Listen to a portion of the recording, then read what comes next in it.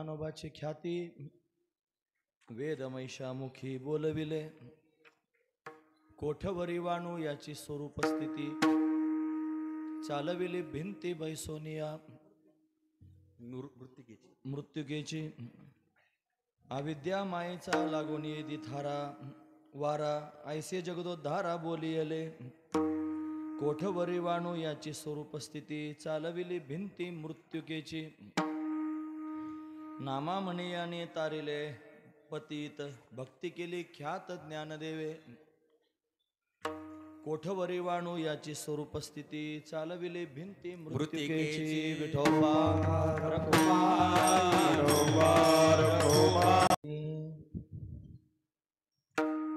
काय सांगू देवा ज्ञानोबाची ख्याती, वेद महिषामुखी बोलविले, कोठवरी वाणू याची स्वरूप स्थिती, चालविली भिंती मृत्युकेची. प्रस्तुत प्रसंगी कीर्तन रूपे सेवेकरिता निवडलेला अभंग बाल भागवत श्री संत नामदेव महाराज यांचा 4 चरणांचा आणि ज्ञानोबा यांची ख्याती वर्णन करून सांगणारा अशा पद्धतीचा अभंग आहे. या अभंगामध्ये श्री संत नामदेव महाराज आपल्याला काय प्रतिपादन करून सांगतात तत्पूर्वी आपण एकदा संतांना नमन करू. श्री संताची ये माथा चरणावरी, श्री संताची ये माथा चरणावरी, या माथा चरणावरी साष्टांग हे करी दंडवत, विश्रांती पावलो सांभाळा उत्तरी, वाढले अंतरी प्रेमसूत. काय सांगू देवा ज्ञानोबाची ख्याती, वेद महिषामुखी बोलविला, कोठवरी वाणू याची स्वरूप स्थिती, चालविली भिंती मृत्युकेची. प्रस्तुत प्रतिवर्षीप्रमाणे याही वर्षी आपण सर्वजण श्री संत रंगदास स्वामी महाराजांच्या सानिध्यात आणि अलंकापुराचा त्यांनी प्रवास, अलंकापुराची यात्रा पूर्ण केलेली आहे. आज यात्रेतील असणारा हा तिसरा मुक्काम असेल इथला, आणि या मुक्कामाची द्वादशीची असणारी ही भगवंताची कीर्तन रूपे सेवा ही अकारण करुणा वरुणालय भक्तकाम कल्पद्रुम भगवान पांडुरंग परमात्म्याच्या अथांग करुणेनं, त्याच्या दयेनं या सर्व संयोजक मंडळींच्या माध्यमातून अचानक गदा फेकल्यासारखी आमच्या वाटेला आलेली आहे. दाते महाराज काल भेटण्याकरिता आले आणि हट्टच धरला की उद्याची कीर्तन सेवा तुम्ही केली पाहिजे. आज दिवसभर कार्यक्रम होते, फिरणं होतं, असं वाटलं होतं की आता विश्रांती करायला देव इथे येतो, आपण थोडी विश्रांती केल्याने काय फरक पडला म्हणून. पण देवालाच असं वाटत होतं विश्रांती करू नको, हीच विश्रांती आहे. मलाही समाधान वाटलं, ठीक आहे. पण आज ही भगवंताची सेवा या ठिकाणी आपल्याला करायची. अतिशय अल्पशा वेळेमध्ये थोड्या वेळात आपण भगवंताचं चिंतन, ज्ञानोबा यांची ख्याती वर्णन करून सांगणार. श्री संत नामदेव महाराज संवाद साधत आहेत. ज्या अर्थी अभंगत असं लिहिलं, काय सांगू देवा ज्ञानोबाची ख्याती, ते जर असं म्हणले असते ना, काय सांगू देव ज्ञानोबाची ख्याती, ज्ञानोबा देव आहेत आणि त्यांची काय ख्याती वर्णन करून सांगू, तर ते आपल्याला सांगितल्यासारखं झालं असतं. पण ते देव नाही म्हणत, देवा काय सांगू देवा, देवा तुला काय सांगू ज्ञानोबाची ख्याती, काय ज्ञानोबाची ख्याती तुला कसं सांगू देवा. काय केलं ज्ञानोबाने, म्हणजे वेद महिषामुखी बोलविले. म्हैसा म्हणजे म्हशीचा मुलगा, रेडा नाहीच कळालं तर टोनगा, हे त्यांनी शब्द त्याच्याकरिता वापरले जातात. म्हशीचा असणारा पुत्र आणि त्याच्या मुखातून ज्ञानोबरांनी वेद वधून घेतला. काय दिव्य असणारी ही त्यांची ख्याती आहे, हे विशेष आहे महाराज. ज्यावेळेला रेडे महाराज बोलू लागले ना, त्यावेळेला तिथं त्यांनी उपस्थित असणारे सगळे भूदेव ब्राह्मण ज्यांच्या हातात वेदाच्या पोथ्या होत्या, ते सगळेचे सगळे लोक आपापल्या पोथ्या तपासू लागले. म्हणजे हा रेडा बरोबर बोलतोय का असं नाही, रेड्याच्या मुखातून अस्खलित वेद त्यांनी प्रगट होत होता आणि आपल्या पोथीमध्ये त्यांनी महाराज अस्खलित लिहिलेलं आहे काय हे तपासलं जात होतं. आणि जसाच रेडा त्यांनी बोलू लागला, अशी सगळीकडे बातमी पसरली, रेडा बोलू लागला, रेडा बोलू लागला. आणि जोपर्यंत पैठणात भावंड होते, रेडा जोपर्यंत बोलत होता तोपर्यंत फार दुरून दुरून लोक रेड्याच्या मुखातून वेद श्रवण करण्याकरिता येत होते. ख्याती होणं म्हणजे काय? प्रसिद्धी होणं. काय ज्ञानोबरायांची ख्याती महती, त्यांचं काय वर्णन करून सांगू? वेद महिषामुखी बोलविला, महिषाच्या मुखातून वेद बोलविला. कुठपर्यंत याची स्वरूप स्थिती वर्णन करून सांगू? कोठवरी वाणू याची स्वरूप स्थिती, कुठपर्यंत ती स्वरूप स्थिती वर्णन करून सांगू? चालविले भिंती मृत्युकेची, मृत्तिका म्हणजे माती, आणि भिंत, आपल्याला भिंत माहिती आहे सगळी. पूर्वी त्या भेंड्याच्या भिंती होत्या, भेंड्याच्या. दगडाच्या सगळ्यांना माहिती, विटाच्या सगळ्यांना माहिती, आता ब्लॉकच्या सगळ्यांना माहिती आहे. पण पूर्वी भेंडे तयार केले जायचे आणि भेंड्याच्या भिंती होते. भेंडा म्हणजे माती, माती आणायची, त्याच्यात काही बऱ्याच वस्तू घालायच्या आणि मग ते भेंडे तयार करायचे आणि ती मातीची भिंत तयार करायची. अजूनही मातीच्या भिंतीचे बुरुज तसेच आहेत महाराज. विटाचे घरं पडून गेले लोकांचे, पण मातीचे मात्र बुरुज तसेच आहेत. एवढी घट्ट असणारी ती माती, त्या मातीची भिंत होती आणि त्या भिंतीवर त्यांनी बसले होते आणि त्यांच्या मनात आलं भिंत चालावी, आणि भिंत चालली महाराज. आकाशात उडाली भिंत. हीच त्यांची ख्याती, विशेषता आहे. फार महत्वाचा मुद्दा आहे. म्हणून दिव्य असणारा त्यांनी चमत्कार त्यांच्या जीवनात पाहायला मिळाला. चालविली भिंती मृत्युकेची. एवढंच कार्य केलं असं नाही, नुसते चमत्कार दाखवण्याकरिता आले आणि लोकांच्या समोर चमत्कार दाखवला असं नाही. मग काय केलं? अरे, सगळ्या जगाच्या उद्धाराकरिता सायास केले आणि प्रतिज्ञापूर्वक त्यांनी अशा पद्धतीने सगळ्या जगाला सांगितलं, अविद्या मायेचा लागोनिधी वारा, ऐसे जगदोद्धारा बोलविले. म्हणून त्यांनी जगाचा उद्धार करण्याकरिता अशा पद्धतीने सगळ्यांच्या समोर त्यांनी ते वर्णन करून सांगितलं. आणि अविद्या आणि मायेचा वारा जीवाला त्यांनी लागू द्यायचा नाही, त्याला उद्धाराची साधना अशा पद्धतीने प्राप्त करून द्यायची. हे विशेषत्व त्यांनी ज्ञानोबरायांचं आहे. ते नामदेव महाराज वर्णन करून सांगतात. अशी दिव्य स्थिती त्यांनी ज्ञानोबरायांची आहे. या ज्ञानाच्या माध्यमातून ज्ञानोबरायांनी अनेकांना तारलं. नामा म्हणे यांनी तारिले पतित, पतित म्हणजे पापी. अनेक पापकृत्य करणारे लोक सुद्धा त्यांच्या संगतीत आले आणि त्या संगतीने उद्धरून गेले महाराज. म्हणून त्यांनी जगामध्ये भक्ती प्रकट करण्याचं काम त्यांनी केलं. आणि म्हणून भोळ्या भाबड्या लोकांना भगवंताच्या भक्तीला लावलं आणि भक्ती अशा पद्धतीने ख्यात केली. भक्ती केली ख्यात, ज्ञानदेवे ज्ञानोबरायांनी भक्ती ख्यात केली आणि पतितांचा उद्धार करण्याचं काम केलं. सर्वांगीण ज्ञानोबरायांचं कार्य आणि या माध्यमातून श्री संत नामदेव महाराज आपल्या समोर वर्णन करून सांगतायत. असा अभंगाचा सरळ अर्थ पाहण्याचा आपण प्रयत्न केला. विठोबा रखुमाई, प्रत्येक वेळेला पूर्ण उतरणे द्यायची. काय सांगू देवा ज्ञानोबाची ख्याती, वेद महिषामुखी बोलविले किंवा बोलविला.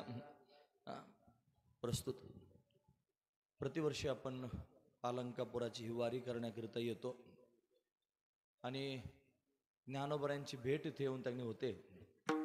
या विचारांच्या माध्यमातून संत त्यांनी भेटतात. कोणत्या तरी माध्यमातून ज्ञानोबराय आपल्याला एकदा तरी या वारीच्या काळात भेटतात. दिव्य भाव आहेत. ज्याच्या पोटात भावना असेल त्याला ज्ञानोबरायांचं दर्शन होतच महाराज. नाही काही झालं प्रत्यक्ष दर्शन तरी ज्ञानोबरायांचे विचार जरी आपल्यापर्यंत पोहोचले तरी ते विचार सुद्धा ज्ञानोबरायांचं स्वरूपच आहेत. असे विचार या वारीच्या काळात आपल्याला पाहायला मिळतात. म्हणून हे अलंकापुराचं वैभवच काही वेगळं आहे, ते भगवंतानं स्वतः वर्णन करून सांगितलं. ते म्हणतो, हे पंढरीहुनी सोपे जनासी उद्धरावया हरावया पापे. म्हणून त्यांनी महाराज जगाचं पाप हरवण्याकरिता हे पंढरीपेक्षा सोपं आहे.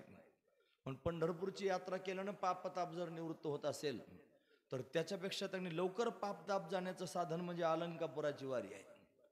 पण जो कोणी आळंदीची वारी करील, जो ज्ञानोबरायांची वारी करील, जो करील याची यात्रा, तो तारील सकळ हे गोत्रा.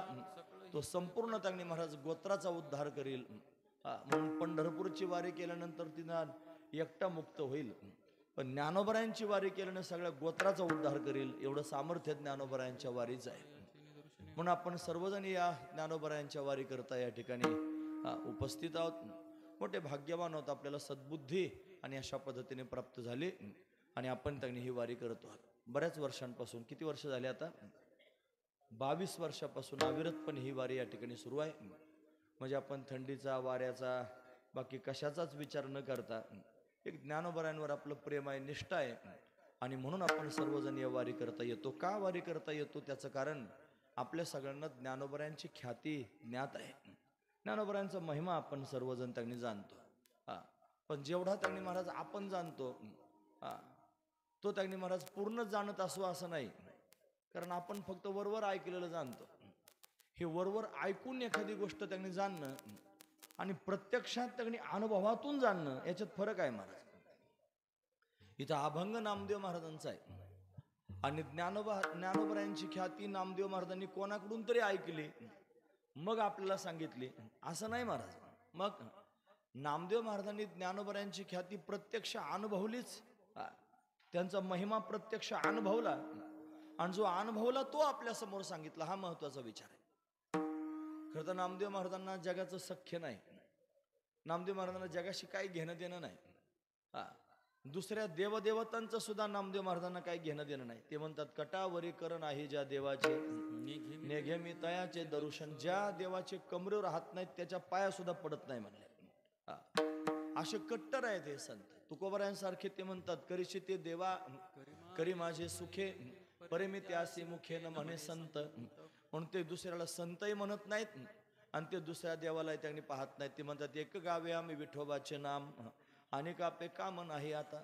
म्हणून नामदेव महाराजांसारख्या संतांना विठ्ठल परमात्मा पांडुरंग परमात्माच सर्वस्व आहे, दुसरं कोणीच नाही त्यांना.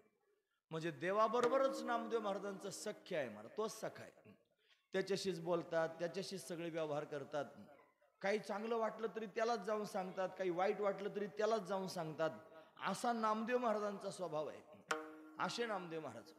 त्या नामदेव महाराजांना आणि चांगदेव महाराजांच्या माध्यमातून पंढरपुरामध्ये ज्या वेळेला पांडुरंगाला बातमी कळाली, आता पांडुरंगाला काय कळत नाही पण तरी चांगदेव महाराज आले. त्यांनी सांगितलं की भिंत चालवली, मी त्यांनी वाघावर बसून आलो, हातात सर्प त्यांनी घेऊन आलो आणि ते भिंतीवर आले. मग मला त्यांनी माझा अभिमान त्यांनी संपून गेला. हरवली भ्रांती सांगयाची. मग भ्रांती भ्रम होता तो निघून गेला आणि मी त्यांची शरणागती केली. मी त्यांचा अभिषेक करून आलो. मी प्रत्यक्ष त्यांच्या माध्यमातून झालेला चमत्कार पाहून आलो असं पांडुरंगाला सांगायला लागले चांगदेव महाराज. नामदेव महाराजही होते, त्यांनी पण ते ऐकलं. मग देवाना हळूच सांगायला सुरुवात केली की नामा, अरे ते संत जवळ आलेले आहेत आणि ते सहजासहजी भेटत नाहीत, जा ना त्यांच्या भेटी करता. नामदेव महाराज म्हणले का जाऊ, का जायचं संतांकडे, तुम्ही ऐकतात ना सगळेजण, कशाला जायचं संतांकडे, काय आवश्यकता आहे मला संतांकडे जाण्याची. अरे तू मला प्रत्यक्ष भेटतोस, तू काय सामान्य आहेस का, तू त्रैलोक्याचा मालक आहेस, जगाचा त्यांनी सूत्रसंचालक आहेस आणि तू प्रत्यक्ष मला भेटतो ना, आता काय गरज आहे मला कोणाकडे जाण्याची. अरे पण जा ना, संतांकडे गेलं पाहिजे, मी म्हणतो म्हणून जा. आणि म्हणून गेले नामदेव महाराज. एक ताठा गर्व पोटामध्ये होता आणि त्या ताठातच गेले महाराज. निवृत्तीनाथांनी पाहिलं नामदेव महाराज आलेले आहेत. लगेच घाई समोर आले, दर्शन घेतलं. आता हे सगळे आम्ही आल्यावर पाया पडत होते ना, मी खंत महाराजांजवळ व्यक्त केली. एवढे लोक पाया पडतात आणि आम्हाला त्यांच्यासमोर वागता सुद्धा येत नाही. एवढे 100 माणसाने पाया पडलं आणि एक माणूस 100 वेळा वाकायचं म्हणल्यावर त्याच्या गोंधळ होईल ना महाराज. म्हणून आता वाकलं पाहिजे सगळ्यांच्या समोर, महत्वाची गोष्ट आहे. परमार्थ वाकणं हाच परमार्थ आहे आणि ते मात्र वाकेनात कोणाच्या समोर नामदेव महाराज. मग ज्ञानोबरायांना खुनवलं, नमस्कार केला, त्याने नमस्कार केला. सोपान काकाने नमस्कार केला. मुक्ताबाईला खुनवला, मुक्ती नमस्कार करते, मोठी संत आहेत, भगवंताला फार प्रिय आहेत, बाल भागवत आहेत. ती म्हणली मी नाही पाया पडणार म्हणे का. तो वागतो का कोणाच्या समोर, इथून सुरुवात केली नामदेव महाराजांविषयी बोलायला. नाहीच पाया पडले. नंतर त्यांनी तो प्रसंग घडला, गोरोबा काका आले होते, गडग कच्च का पक्क असं त्यांनी महाराज ठरवायचा प्रयत्न सुरू झाला. निवृत्तीनाथांच्या डोक्यात थोपटणं मारलं, त्यांच्या चेहऱ्यावरचे भाव तसेच राहिले. ज्ञानोबराय, सोपान काका आदी करून सगळ्या संतांच्या डोक्यात थोपटणं मारलं, काही म्हणले नाहीत ते. नामदेव महाराजांच्या डोक्यात थोपटणं मारलं की टिंगुळ झालं महाराज आणि पुन्हा ठणान बोंब मारायला लागले. असे काही संत असतात का हाणामाऱ्या करतात, हे काय संत आहेत का. पण अशा पद्धतीने त्यांनी महाराज ठणान बोंब मारायला लागले. थांबणार नाही म्हणले. इथं मुक्ताई हसली मोठ्यानं, हा हे कच्च मड काय म्हणले. सगळ्या संतांमध्ये कच्चे ठरले आणि देवाकडे गेले. देव म्हणलं काय झालं, अरे काय असे संत असतात का देवा, तू म्हणला जा त्यांच्याकडे, ते संत आलेले आहेत. खुशाल डोकं टाकले, बघ म्हणजे किती मोठे टेंगुळ माझ्या डोक्याला आलं. आणि मग मात्र त्यांनी महाराज देवही हसायला लागला, म्हणे खरंच कच्चा आहेस. मग काय करावं, देवानं त्यांचं ते कच्चेपण प्रगट करून दाखवलं. म्हणे कसं काय कच्चा आहे, मी तुला ओळखू येत नाही, भेटत जरी असलो तरी ओळखत नाही. काय ओळखत नाही, परीक्षा घेऊन पाहिली, डोंबऱ्याचं घेसाड्याचं रूप घेतलं म्हणतात, आणि त्या माध्यमातून त्यांनी महाराज परीक्षा घेतली.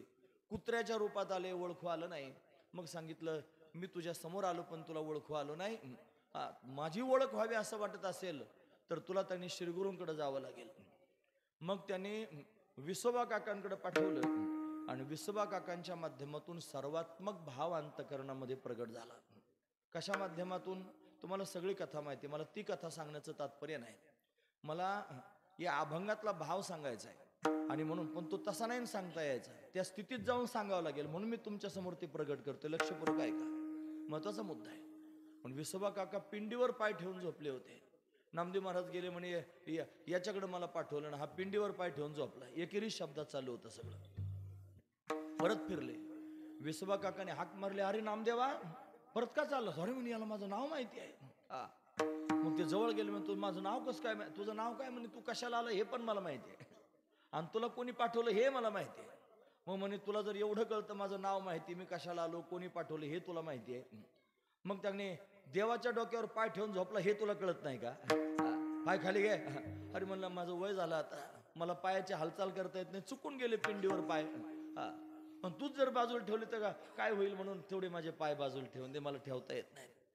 मग ते नामदेव महाराजांनी उचलले आणि दुसऱ्या बाजूला ठेवले की खालून पिंड तयार झाली महाराज. असं सगळं गोल फिरवलं, जिथं जिथं पाय ठेवतील तिथं तिथं पिंड तयार झाले. तुम्ही ऐकतात ना सगळेजण. न बोलता उपदेश केला, काही बोलले नाहीत. उपदेश काय उपदेश झाला, सगळ्या ठिकाणी देवच देव भरलेला आहे. कहा पगडा रू देखे अनेरा, देखे तो सब वहीने घेरा. न बोलताच उपदेश झाला. आणि दुसरी गोष्ट कळाली, हे सामान्य नाहीत, हे देवाच्या डोक्यावर पाय ठेवत नाहीत, देवच यांचे पाय डोक्यावर घेतो, एवढं यांचं सामर्थ्य आहे हे कळालं.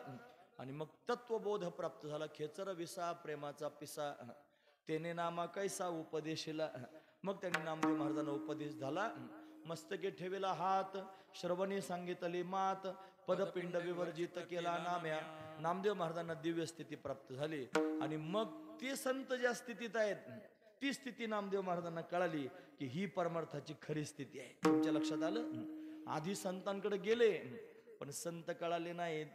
पण नंतर विसोबा काकांच्या माध्यमातून बोध प्राप्त झाला. मग संतांची स्थिती कळाली. का कळाली? तुका म्हणे अंगी व्हावे ते आपण, तरीच महिमा येईल कळो. स्वतः संतत्व प्राप्त करून घेतलं. संतपण नाही मिळत ते हाटी. बाजारात काय संतपण मिळतं काय? पदव्या लोक घेतात, त्यांनी बाजारात पदवी मिळते काय संतपणाची? ती तर एक अवस्था आहे, ती नामदेव महाराजांना बांधली. मग कळालं बोध कशाला म्हणतात, मग कळालं दिव्य स्थिती कशाला म्हणतात. आणि मग पुन्हा एकदा त्यांनी महाराज त्या संतांच्या भेटीची आस अंतकरणात निर्माण झाली आणि पुन्हा भेटण्याकरिता गेले त्या संतांना. मग मात्र पहिले नामदेव महाराज नव्हते, आता बोध संपन्न नामदेव महाराज होते. आणि भेटायला गेल्यानंतर त्यांनी महाराज त्या संतांचा सहवास झाला. त्यांच्या अंतकरणातला ज्ञानाचा भाव यांच्या अंतकरणात त्यांनी उमटला आणि यांच्या अंतकरणामध्ये असणारा भक्तीचा भाव त्यांच्या अंतकरणात प्रगट झाला. ज्ञान आणि नाम यांची सांगड बसली महाराज. ज्ञान आणि नाम यांची सांगड बसली आणि ते दोन एकत्र झाले. आणि आता त्यांच्या मनात भाव निर्माण झाला, माझे जीवीची आवडी पंढरपुरा नेन गुढी, पांडुरंगी मन रंगले, गोविंदाचे गुणी विधले. मग ते पंढरपूरला त्यांनी आले. नामदेव महाराजांच्या त्या पांडुरंगाचं वर्णन त्यांनी ऐकून मग पंढरपुरात येऊन त्यांनी पांडुरंगाच्या भक्तीला रंग आला महाराज. आणि हे त्यांनी भक्त पांडुरंगाच्या भक्तीमध्ये तल्लीन झाले.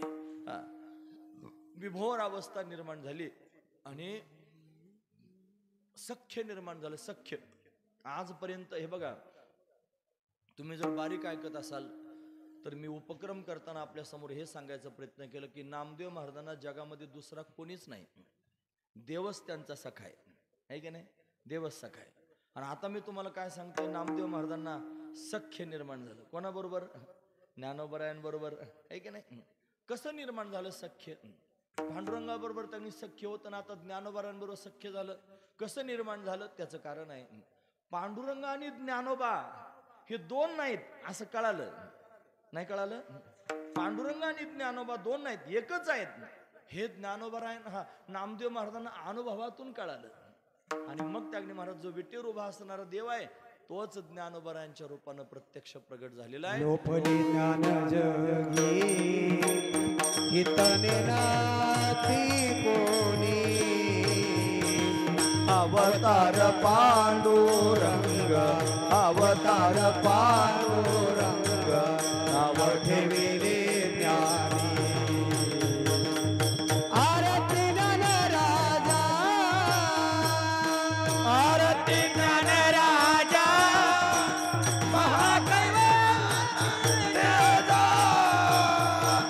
सेवती साधू संत सेवती साधू संत भव्य झाला माझा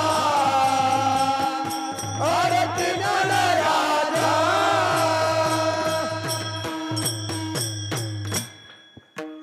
अवतार पांडुरंग हा.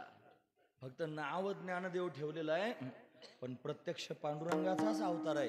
हा हे कोणाला कळालं? नामदेव महाराजांना कळालं. महत्वाचा मुद्दा सांगतोय. म्हणून नामदेव महाराजांचं ज्ञानोबरांबरोबर सख्य झालं महाराज. एवढे जीवलग झाले ना दोघे, हा एक जीव झाले. काय सांगायचं तुम्हाला. ज्यावेळेस ज्ञानोबराय समाधीला बसले ना जाऊन आणि शिळा लावून घेतले, निवृत्तीनाथ महाराजांनी तर डोकं बडून रडायला सुरुवात केली महाराज. ते म्हणले नामा म्हणे देवा पेटला हुताशन करा समाधान निवृत्तीचे, अशी अवस्था झाली. आणि मग ते निवृत्तीनाथांची सांत्वना देवानं कशी बशी केली आणि ते झाल्यावर आता नामदेव महाराजांना अनावर झालं महाराज आणि डोकं बडून रडायला लागले. देवा तू काय घात केलास, माझा ज्ञानदेव समाधीला नेऊन बसवला, मला आताची आता ज्ञानदेव दे, मला ज्ञानदेव त्यांनी प्रत्यक्ष माझ्या समोर उभा कर. आता समाधीत नेऊन बसवलं ज्ञानदेवाला आणि मग कसं त्यांनी प्रत्यक्ष प्रगट करायचं.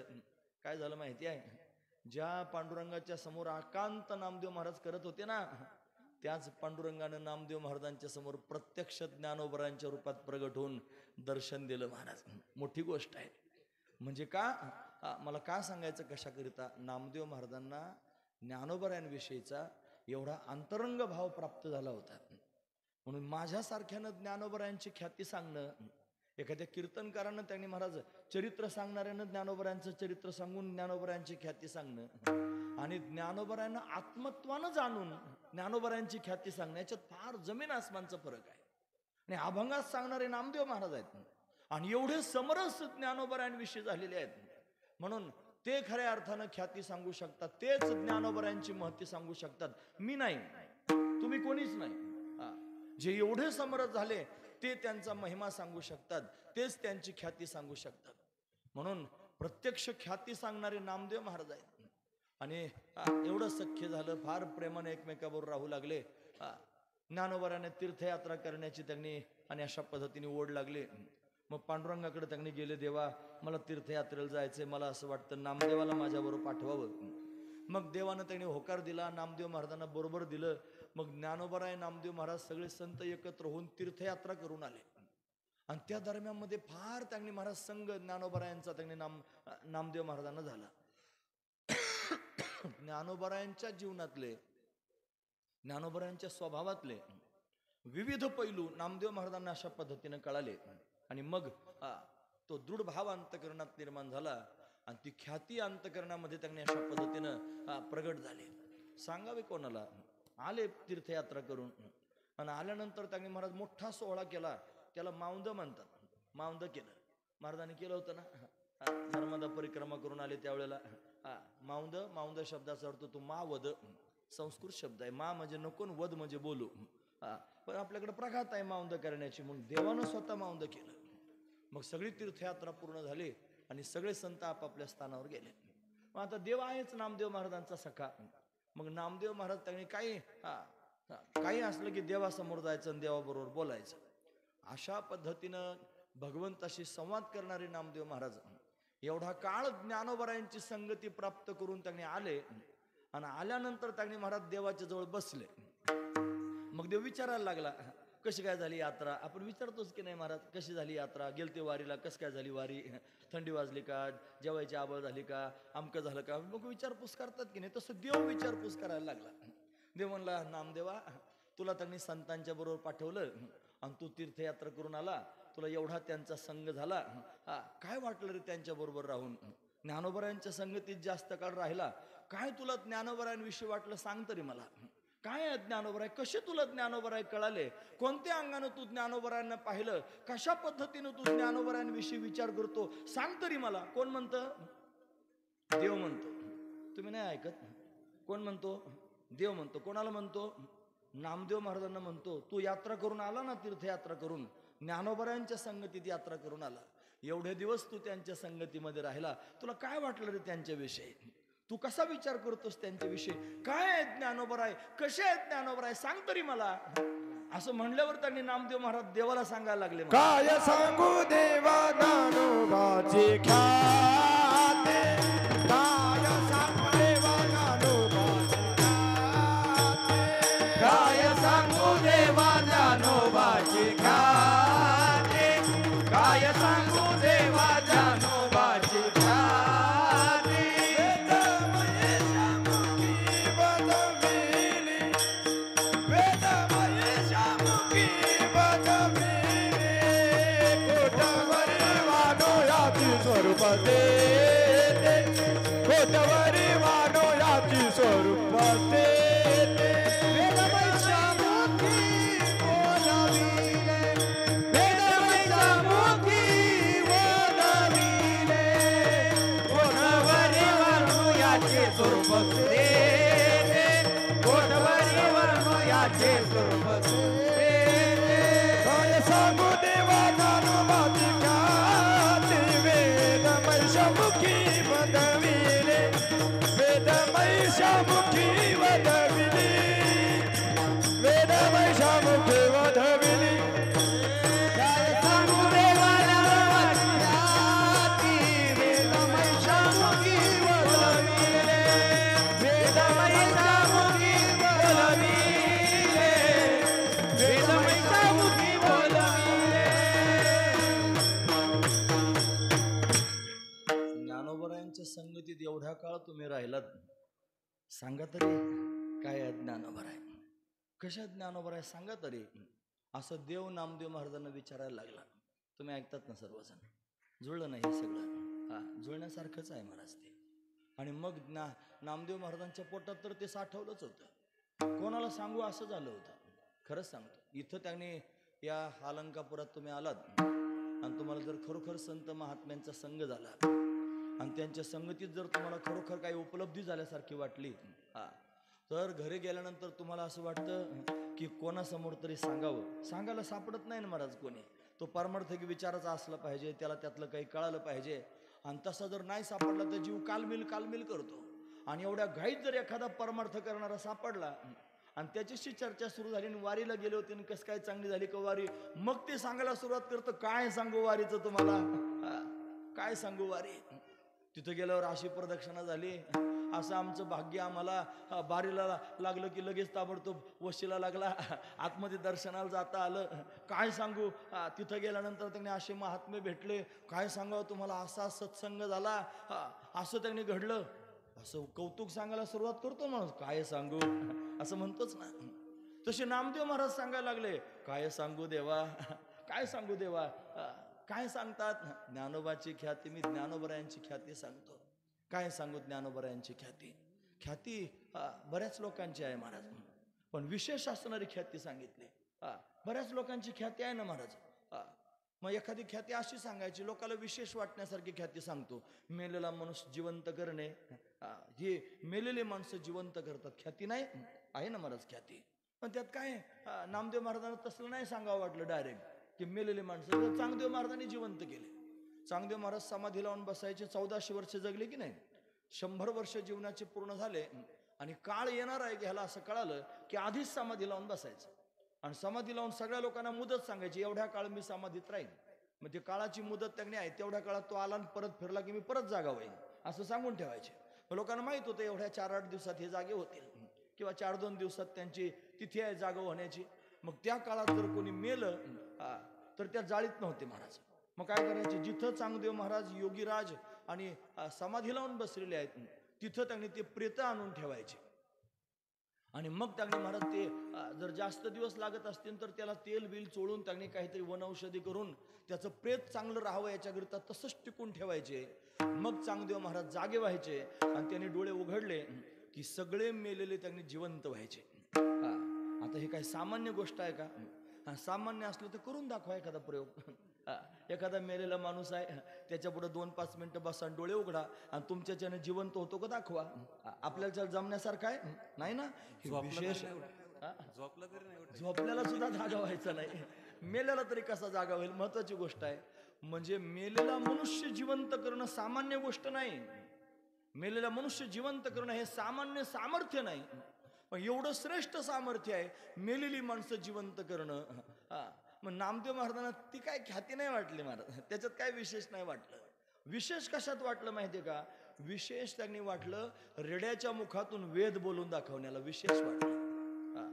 मेलेली माणसं जिवंत करता येतील, मेले माणूस जिथं उठवेल अशी प्रमाण आपल्याकडे आहेत. म्हणून त्यांनी महाराज मेलेली माणसं जिवंत करता येतील.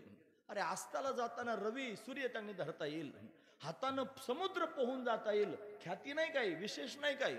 म्हणून त्यांनी हे सगळं विशेष त्यांना वाटलं नाही. विशेष वाटलं रेड्याच्या मुखातून वेद बोलून दाखवला. एखाद्या माणसाच्या मुखातून त्यांनी वेद बोलून दाखवणं सोपं असेल नाही का? माणसाच्या मुखातून वेद बोलून दाखव सोपं आहे का? सोपं म्हणा बरं तुम्ही. सोपं आहे आणि दाखवा. सोपं असलं तर एखाद्याच्या तोंडातून वेद काय माती कळते आपल्याला वेदाची. खरं सांगा तुम्ही काय कळेल आपल्याला? त्याने महाराज काही कळत नाही. म्हणजे वेद माणसाच्या तोंडातून बोलून दाखवणं सुद्धा सोपं नाही. ते वेद बोलून दाखवले कोणाच्या तोंडातून? रेड्याच्या तोंडातून. वेद महिषामुखी बोलविले हे विशेषत्व आहे. म्हणजे त्यांनी किती विशेष गोष्ट आहे. रेड्याच्या मुखातून वेद बोलून दाखवला, रेड्यामुखी वेद बोलविला, गर्व द्विजांचा हरविला. रेड्याच्या मुखातून वेद त्यांनी बोलून घेतला. म्हणजे माणसाच्या मुखातून नाही, एखाद्या निर्बुद्धाच्या मुखातून नाही, रेड्याच्या मुखातून वेद बोल. लांब लांब पर्यंत त्यांनी महाराज संपूर्ण ब्रह्मदेवानं जेवढ्या सृष्टी निर्माण केल्या असतील त्या संपूर्ण सृष्टीमध्ये अशी एकही घटना याच्या आधी घडली नसेल की रेडा वेद बोलला. तुम्ही ऐकतात ना सर्वजण. ब्रह्मदेवानं सृष्टी निर्माण केली, एकदा नाही केली, अनेक वेळेला केली. त्यानं अनेक वेळेला सृष्टी निर्माण केली असली तरी सुद्धा त्याच्या सृष्टीमध्ये रेडा वेद बोलण्याचा प्रसंग कधीच आणि कोणालाच पाहायला भेटला नसेल. तो त्यांनी अनंत युगांमध्ये त्यांनी महाराज अशा पद्धतीनं प्रथमच घडलेला प्रसंग आहे, म्हणून त्याची ख्याती वाटली. मेलेले माणसं तर जिवंत केले असतील याच्या आधी कितीतरी लोकांनी. मुके लोक बोलायला लावले असतील. काल आपण शंकराचार्य यांच्याकडे हस्तामलक त्यांनी आला आणि त्यांनी त्याला बोलायला लावलं. तो बोलतच नव्हता आणि त्यांनी बोलायला लावला. माणूस बोलायला लावला याच्यात काय कौतुक आहे? बोलायला लावला कोण? रेडा बोलायला लावला. ब्रह्मदेवाला सुद्धा कळालं नाही. हे ब्रह्मादिकांना सुद्धा कळत नाही. म्हणून त्यांनी म्हणून ठेविली पायी डोई. म्हणून तुका म्हणे नेने युक्तीची ते खोली, म्हणून ठेविली पायी डोई. ब्रह्मदेवाला सुद्धा त्यांनी ब्रह्मादिक जेथे तुम्हा ओळंगणे इतरा तुळणे काय पुढे. पण ब्रह्मदेवासारख्याला सुद्धा ज्ञानोबरायांचे हे गुढ कळालं नाही. आणि म्हणून ब्रह्मदेव सुद्धा आश्चर्यचकित आहे. आणि म्हणून ख्याती कुठपर्यंत गेली? आता सत्य लोकांपर्यंत गेली. ख्याती कुठपर्यंत गेली ज्ञानोबरायांची? ती त्यांनी देव लोकांपर्यंत गेली. अरे कनकाचे ताट करी उभ्या गोपिका नारी, हे का नाही, हातात सोन्याचं ताट घेऊन आरती करण्याकरिता त्यांनी महाराज त्या सगळ्या नारी उभ्या आहेत. देव लोकातून देव देवता सुद्धा त्यांनी महाराज विधेंद्र आदी देव सदा अस्तुय मानम समाधिस्थ मूर्तीम भजे ज्ञानदेव. विधी म्हणजे ब्रह्मदेव, इंद्र हे सगळेची सगळे स्तुती करतात, हात जोडून त्यांच्या समोर उभे आहेत. म्हणजे ख्याती कुठपर्यंत गेली? इंद्र शब्द आला म्हणजे स्वर्गापर्यंत गेली, विधी शब्द आला म्हणजे ब्रह्मदेवापर्यंत गेली. अरे ख्याती जर आता आपली ख्याती असते ना, ख्याती म्हणजे प्रसिद्धी आपली, आपलं म्हणजे एवढं एवढं तळण त्याच्यात नंदी बैल खेळ, आपली ख्याती एवढीच असते. मला डबक्यात बेंड करून जायचं, डराव करायचं. त्याला ओळखतो कोण महाराज? फार तर त्याचं गाव ओळखील, नाही तर पंचकृषी ओळखील, एखादा तालुका ओळखील, नाही तर एखादा जिल्हा ओळखील, नाही तर आणखी शेजारची 1-2 जिल्हे ओळखतील. ही काय ओळख आहे का महाराज? ओळख कशी पाहिजे? स्वर्गात ओळख, बस डायरेक्ट स्वर्गात. ओळख कशी पाहिजे? डायरेक्ट विधींद्रादी देव आहे ब्रह्मदेवाकडे ओळख, डायरेक्ट ओळख. ख्याती कुठपर्यंत गेली? रेडा बोलवल्याची ख्याती कुठपर्यंत गेली? अरे इंद्राला कळाली म्हणून तर स्तवन करतो ना. ब्रह्मदेवाला कळाली म्हणून तर स्तवन करतो ना, हा महत्वाचा विचार आहे. अरे एवढे मोठे मोठे लोक त्यांचं स्तवन करतात, विधींद्र आदी देवय सदा स्तूयमानम, म्हणून अशी जर ते सगळी स्तुती करतात याचा अर्थ ज्ञानोबरांची ख्याती कुठपर्यंत गेली, एवढ्या लोकांतरापर्यंत गेली. अरे भगवान शंकराला ख्याती कळाली बापा, काय केलं माहिती आहे, हा जे त्यांनी महाराज नंदीवर बसून अशा पद्धतीने चालले होते, पार्वतीबाई बरोबर होत्या, आणि एकाएकी उतरले महाराज इथं, जिथं सिद्धेश्वराचं मंदिर आहे तिथं उतरले, आणि उतरल्यानंतर गडबडच लोळायला लागले महाराज. त्या जटा मोकळ्या दिल्या सोडून आणि त्या मातीतच लोळायला लागले. पार्वतीबाई म्हणल्या काय झालंय, काही रोग बिग झाला का काय झालं, अंग टाकून दिलं लोळायला लागले. नुसते लोळले नाही, रडायला लागले, भावातूर झाले, रडायला लागले. का रडता? मग सांगितलं हे ठिकाण सामान्य नाही, अरे जगाचा सूत्रधार प्रत्यक्ष त्यांनी प्रगट होतो, दिव्य लीला करतो आणि या ठिकाणी शांत होतो, समाधी घेतो. ते दिव्य असणार हे ठिकाण आहे. त्या स्थानाचा महिमा सिद्धेश्वर महादेवाला कळाला. म्हणजे महादेवाला सुद्धा ज्ञानोबरांची काय माहिती आहे, ख्याती. मग एवढे त्यांनी महाराज किती सांगितले मी तुम्हाला, इंद्र सांगितला, ब्रह्मदेव सांगितला, महादेव सांगितला, हे सगळे महेंद्र देवेंद्र हे सगळे त्यांनी सगळेची सगळे अशा पद्धतीने ज्ञानोबरांची ख्याती त्यांनी जाणतात. मी काय सांगू देवा ज्ञानोबाची ख्याती, मी काय सांगू देवा ज्ञानोबाची ख्याती, कशी सांगू ज्ञानोबरांची ख्याती, ही काही अशी माझ्यासारख्यानं सांगण्यासारखी आहे का? तुम्हाला लक्षात येतं ना मी काय सांगतो ते, हाच त्यातला भाव आहे महाराज. काय अशी ख्याती केली, वेद महिषामुखी बोलविले, रेड्याच्या मुखातून वेद बोलून घेतला, काय ख्याती आहे महाराज. महत्वाची गोष्ट आहे, अलौकिक गोष्ट झाली. देवाला सुद्धा करता यायचं नाही, ते त्यांनी करून दाखवलं. देवाला जर करताच येत असतं तर रेडा त्यांनी जरा सूत्रबद्ध तयार केलं असतं की नाही.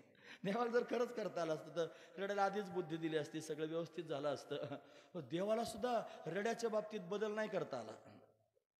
तुमच्या लक्षात येतं, असे काही लोक सांगतात की रेडा असा असतं, निर्बुद्ध असतं महाराज. ते ड्रायव्हर लोक अशी गाडी चालवतात, आणि जर का रस्त्यात त्यांनी महाराज त्या म्हशी चालल्या असल्या आणि त्याच्यात एखादा रेडा असला, ते हॉर्न वाजवतं काय करतं तरी ते ढळतच नाही महाराज. मग त्याला गाडीतून खाली उतरावं लागतं शेवटी. त्याच्या गाडीत काही हत्यार असते काहीतरी, ते मग ते घेते आणि मग त्याला पुढे हकलून देते महाराज. त्याला हे सुद्धा कळत नाही की आपण रस्त्यात उभे आहोत, कळत नाही. असा निर्बुद्ध असणारा प्राणी, आणि तो निर्बुद्ध प्राणी ज्ञानोबरांनी बोलावला महाराज. रेड्यामुखी वेद बोलविला, रेड्यामुखी वेद बोलविला, रेड्यामुखी वेद बोलविले, रेड्यामुखी वेद बोल, रेड्यामुखी वेद बोलविला, गर्वद्विजांचा हरविला, शांतिरूपे प्रगटला ज्ञानोबा माझा ज्ञानोबा. त्यांनी या शांत स्वरूपानं प्रत्यक्ष प्रगट झाला. ही ज्ञानोबरांची ख्याती आहे. कोण सांगताय? मी नाही. आपल्यासारखी किती सांगायला आले तरी त्यांना नाही सांगता यायचे. मग कोण सांगतंय? जे जीवलग आहेत, ज्यांचं अतिसख्य झालेलं आहे, जे समरस झालेले आहेत ज्ञानोबरांच्या विचारांशी, आणि ते नामदेव महाराज अनुभवातून सांगतायत. आणि कोणाला सांगतायत? देवाला सांगतायत. का सांगतायत? तो विचारतोय. काय सांगणार ज्ञानोबरांविषयी? तू त्यांच्या संगतीत गेला होता. देवाला सुद्धा संगती करावी वाटते ज्ञानोबरांची. एखादा मनुष्य सगळ्यांना हवासा वाटावा, पण सगळ्यांच्या भाग्यात नसावा, आणि एखाद्याच्याच भाग्यात त्यांनी तो पडावा आणि त्याला संगती व्हावी. मग तो त्याच्यापासून थोडा दूर आला की मग ते बाकीचे जे त्याच्या संगतीची अपेक्षा करतात त्याला गराडा घालतात, आणि गराडा घालून त्यांनी मरात त्याच्यावर चौकशी करतात. त्यांच्याकडे गेला होता, काय म्हणले रे, काय बोलले सांग ना, कशी त्यांनी माझा काही विषय काढला होता का, अशी चौकशी करतात महाराज लोक. केवढी आस असते. तसं देवाला सुद्धा ज्ञानोबरांच्या संगतीची आस आहे. नामदेव महाराजांनी सल्ला दिला, नामा म्हणे देवा चला तयार ठाय, विश्रांती घ्यावं या कल्पवरी. देव सुद्धा त्यांच्या समोर जाण्याकरिता ललायत आहे महाराज. या देवाला त्यांचा महिमा आधीच माहिती आहे. पण देवाला त्यांनी महाराज नामदेव महाराजांकडून विचारतात, सांग तू गेला होतास त्यांच्या संगतीत, ज्यांची आस मला लागलेली आहे, सांग ना काय वाटलं. मग ते म्हणले काय सांगू देवा, ज्ञानोबाची ख्याती. आता काय ज्ञानोबरांची ख्याती सांगू, काय ख्याती आहे? वेद महिषामुखी बोलविला, म्हणजे तो महिमा, त्यांची ख्याती इंद्राला कळाली, त्यांची ख्याती ब्रह्मदेवाला कळाली, त्यांची ख्याती महादेवाला कळाली, त्यांची ख्याती पांडुरंगाला सुद्धा कळाली. एवढे ख्यात नाम आहेत ज्ञानोबर आहेत. ज्ञानोबरांसारखं कोण आहे महाराज जगामध्ये? एवढी ख्याती ज्ञानोबरांची. तुम्ही ऐकतात ना सगळेजण, नाही तुम्हाला परत तेच सांगतो. अरे परत नाही सांगत, सांगूच काय ते मला सांगा.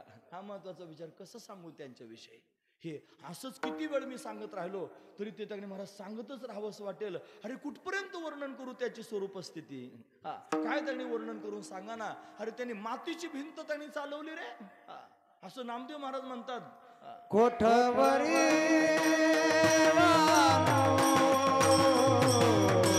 याचे स्वरूप कोठवरी याचे स्वरूप कोठवरी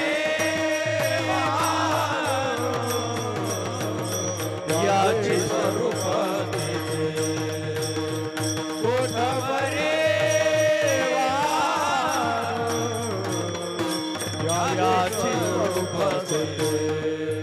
चालविली भिंती मूर्तिकेची चालविली भिंती मूर्तिकेची कोठेवरी वानो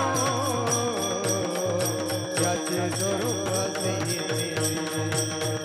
कोठेवरी वानो याचे स्वरूप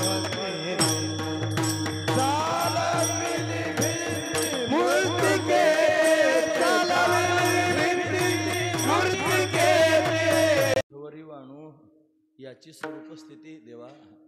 अशी ज्ञानोबरायांची ख्याती कुठपर्यंत वर्णन करून सांगू रे? कसं वर्णन करून सांगू? कोठवरी वाणू याची स्वरूप स्थिती, याची स्वरूप स्थिती कुठपर्यंत सांगू? अरे याने चालविले भिंती मृत्युकेची. यानं मातीची भिंत चालवली. काय सामान्य गोष्ट आहे का? मातीची भिंत चालवणारे वाघ चालवला. याच्यात काय नवल आहे महाराज? चांगदेव महाराजांनी वाघ चालवला. सजीवाला त्यांनी अशा पद्धतीने मोहित केलं आणि मोहिनी टाकून कोणालाही मोहित करता येतं. सजीवाला मोहित केलं. वाघावर त्यांनी बसले. हातात सर्पाचा चाबूक घेतला. लोकांच्या दृष्टीने विशेष झालं. अरे ते वाघ सगळ्या जगाला खातून हे वाघाला चालवतात. फार लोकांच्या दृष्टीने फार विशेष झालं महाराज. आणि विशेषच आहे ते. विशेष नसलं तर प्रयोग करून दाखवा एका दिवशी. म्हणजे चालवण्याचा, वाघ चालवण्याचा प्रयोग जर तुम्हाला करता आला तर करून दाखवा. तुम्ही काही विद्या शिकून या कुठून आणि वाघ चालवून दाखवा. येईल चालवता वाघ? वाघ तुम्हाला चालवेल महाराज. हा महत्वाचा विचार आहे. वाघ तुम्हाला त्यांनी डायरेक्ट तुमच्या पुढच्या प्रवासाला कारणीभूत ठरेल. या लोकातला प्रवास आवरून पुढचा प्रवास तुमचा चालू होईल. म्हणजे वाघाच्या माध्यमातून तुम्ही चालू लागाल. हा मग वाघ नाही चालवता यायचा. आपल्याला नाही चालवता यायचा वाघ. कुणी चालवला? चांगदेव महाराजांनी वाघ चालवला. प्रत्यक्ष वाघ चालवला. पण त्यात काय विशेष झालं वाघ चालवला म्हणून? त्याच्यापेक्षा श्रेष्ठत्व आहे महाराज. खरंच असं निरोपच आला. चांगदेव महाराज आले, वाघावर बसून आले, सर्प हातात घेऊन आले. असा सगळाच बोभाटा झाला अलंकापुरामध्ये. सगळेच लोक त्यांनी महाराज विश्रांती वनाजवळ त्यांनी विश्रांती करून पुढं अशा पद्धतीने निघाले. वाघ चालत आला. वाघावर त्यांनी बसलेले आहेत. हातात सापाचा चाबूक आहे. भावंड आपले बसले होते त्या भिंतीवर. मातीची भिंत होती. मग आपण ऐकलं भेंड्याची भिंत होती, मातीची भिंत. आणि त्या भिंतीवर त्यांनी बसले होते. कधीतरी असाच विचार झाला होता. दात घासता घासता कोवळं ऊन होतं, बसले आणि विचार त्यांनी मुक्ताईच्या मनात आला. निवृत्तीदादांच्या समोर मांडला. असं वाटतं दादा, ही भिंत त्यांनी अशीच उंच आकाशात उडत जावी. या जगाकडून काय घ्यायचं रे? आणि खरंच असंच आहे महाराज. तुम्ही ऐकतात ना सगळेजण. काय दिलं जगानं? जेव्हा ते प्रत्यक्षात आपल्या सगळ्यांच्या मध्ये होते ना, तेव्हा जगानं काय आरत्या ओळ्या थोड्याच फार भयंकर कष्ट दिले महाराज. भयंकर वेदना दिल्या. आणि वेदना सहन करून सुद्धा त्या जगामध्ये तग धरून राहिले. लात मारली लोकांना तरी पण तग धरून राहिले. खापरं फोडले जेवायला मिळू दिलं नाही तरी पण तग धरून राहिले. केवढे सायन्स, केवढे कष्ट त्यांनी सहन केले असतील. आणि एवढे कष्ट त्यांनी सहन करून सुद्धा आणि तग धरून राहिले. कशा करत आहोत? त्याचं कारण तुम्ही आम्ही आहोत सगळे. हा उदात्त दृष्टिकोन होता आणि फार दूरचा दृष्टिकोन होता की आपल्या सगळ्यांचा त्यांनी उद्धार व्हावा. आणि याच्याकरिता त्यांनी महाराज हे सगळे विशेष असणारे चरित्रातले भाग आपण सर्वजण पाहतो. म्हणून त्यांनी आपल्या सगळ्यांच्या उद्धाराकरिता तग धरले. जगाला संदेश दिला, फार मोठा संदेश दिला. भावंडांनी एकमेकाला समजून सांगितलं महाराज. सोपान काका कधी उद्विग्न झाले तर ज्ञानोबरांनी समजून सांगायचं. ज्ञानोबराय जर उद्विग्न झाले, पर्णकुटीत जाऊन बसले ताटी लावून, की मग मुक्ताईनं समजून सांगायचं, ताटी उघडा ज्ञानेश्वर. म्हणून आता विश्वपट ब्रह्मद्वारा ताटी उघडा ज्ञानेश्वरा, तिनं सांगायचं समजून. आणि मग त्यांनी अशा पद्धतीनं फार दिव्य असणारा भाव सनद आहे महाराज. मुक्ताईची आणि ज्ञानोबरांच्या संवादाची सनद आहे. 18 अभंगाची सनदच आहे. 11 अभंग त्यांनी ताटीचे पाहायला मिळतात. दिव्य असणारा बोध आहे. तो बोध त्या माध्यमातून प्रगट करायचा होता आणि जगाला संदेश द्यायचा होता. म्हणून हे सगळं त्यांनी महाराज अशा पद्धतीने झालं. या महाराज पुढं विठोबा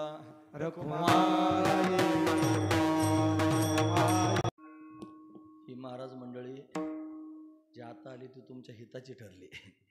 आमचा असा ठराव पास झाला होता, 7:30ला कीर्तन सुरू करायचं आणि 8:30ला थांबायचं. म्हणून आता मी थांबण्याच्याच विचारात होतो. पण आता त्यांच्यामुळे तुम्हाला अजून अर्धा तास कीर्तन जास्त ऐकायला मिळेल. निदान अर्धा तास तर खरा. ते तुम्ही टाळ्या वाजत लोक कंटाळून गेलेले असतात. काही लोकांना असं वाटतं कधी याचं बंद होईल, आणि काही लोकांना असं वाटतं बाप्पा हे संपूच नाही, असंच चालत राहावं. असाही भाव पोटात निर्माण होतो. असू द्या, कोणाचं काय असो, माझा अर्धा तास मी सांगतो, अजून लक्षपूर्वक ऐका. कोठवरी वर्णू वाणू याची स्वरूपस्थिती काय, स्वरूपस्थिती वर्णन करून सांगू. चालविली भिंती मृत्युकेची. अरे मातीची भिंत चालवली, वाघ चालवणं सोपी गोष्ट आहे. आपल्या दृष्टीने सोपी नाही, आपल्या दृष्टीने सोपी नाही, हा मुद्दा होता. वाघ चालवणं आपल्या दृष्टीने सोपं नाही, सिद्धांच्या दृष्टीने सोपं आहे. पण त्या सिद्धाला सुद्धा त्यांनी मोठा भ्रम झालेला आहे. मी फार मोठा सिद्ध झालो म्हणून त्याचा भ्रम घालवला पाहिजे ना. मग तो घालवण्याकरिता दया पोटात निर्माण झाली, उदारता आहे महाराज. कृपाळू उदार माझा ज्ञानेश्वर. ते कृपाळुत्व त्यांच्या ठिकाणी आहे, तो उदारपणा त्यांच्या ठिकाणी आहे. ते कमीपणा दाखवण्याकरिता आलेत. त्यांना कमीपणा दाखवाकरता तर वाघावर बसून आले की मी एवढा श्रेष्ठ आहे, तुम्ही माझ्या पुढे काहीच नाही, हे सांगण्याकरिता ते वाघावर बसून आले होते.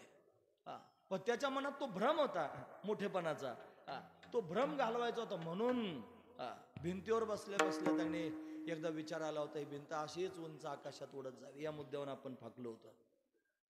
का तर या समाजात कशाला राहायचं, काय ठेवलं या समाजानं, काय दिलं. आतापर्यंत भयंकर वेदनाच दिल्या या समाजानं, तरी सुद्धा त्याच्यात तग धरून होते. हा मुद्दा सुरू होता आपला. म्हणून त्यांनी कधीतरी असंही वाटत होतं, आता दिसू नाही जाना ऐसे करी नारायण, नकोच या लोकांमधून थांबायचंच नाही इथं. आता ज्यावेळेला पैठणात हिरडा बोलावला ना, आणि बोलवल्यानंतर त्यांनी नेवाशाच्या दिशेनं जाण्याकरिता निघाले. बैलगाडीला बैल जुंपले होते. निवृत्तीदादा पुढे बसले होते, सोपान काका, मुक्ताबाई, ज्ञानोबराय बसले आणि शांत वातावरण होतं. काही लोक बोळवण करायला आले होते आणि ते बोळवण करणारे बऱ्याच काळापर्यंत चालत राहिले आणि ते मागं फिरले. आणि ते मागं फिरल्यानंतर त्यांनी कोणीच कोणाशी काही बोलत नव्हतं. फक्त बैलांच्या टापांचा आवाज येत होता आणि त्यांच्या गळ्यातल्या घुंगरमाळीचा आवाज येत होता. एवढाच आवाज होता, गाडीचा फक्त चाकाचा आवाज असेल. आणि अशा शांत वातावरणातून तेवढ्याच आवाजात अजूनच आवाज ऐकू आला. एक रडण्याचा हुंदका ऐकू आला, रडण्याचा हुंदका आला. अरे कोण रडतंय? निवृत्तीदादांनी मागे वळून पाहिलं, कोण रडतंय रे ते, असं म्हणल्यावर त्यांनी मुक्ताईनं त्यांनी ती चुणूकदार होती महाराज, तिने घाईघाईने सांगायला सुरुवात केली, हा ज्ञानदादा रडतोय. असं म्हणलं की गाडी थांबली.